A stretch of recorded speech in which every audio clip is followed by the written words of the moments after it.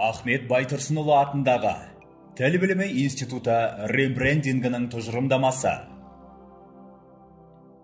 Ахмет Байтұрсынұлы атындағы Тіл білімі институтының ғалымдар әзірлеген жаңа логотиптің тұжырымдамасы 3 қағидатқа негізделді.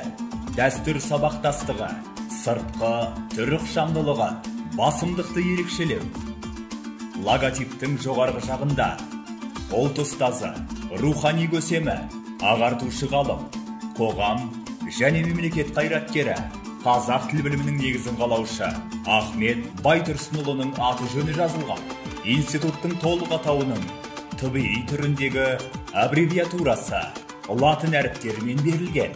Б әрпінің бойындағы өскін мағынасын білдіретін ұлттық нақыштағы өрнек, институттың үздіксіз дамуға деген ұмтылысын, болашаққа деген зор сенімін білдіреді.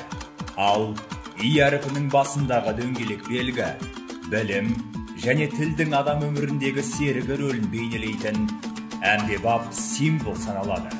Институт эмблемасында қазақ елі ұлт ұстазы деп ардақтаған қазақ тіл білімінің негізін қалаушы реформатор ғалым Ахмет Байтұрсынұлының бейнесі салынған. Эмблеманың оң жағында ғалымның тіл, адамның адамдық белгісінің зоры деген сөзі жазылып, қолтаңбасы берілген. Ұран сөз, технократтық құндылықтар мен руханияттың құнсыздануына қарсы баршаға түсінікті гуманитарлық құндылықты дәріптеуге шақырады. Институттың моттосы Lingua Navitas, латын тілінен аударғанда тіл қуат дегенді білдіреді.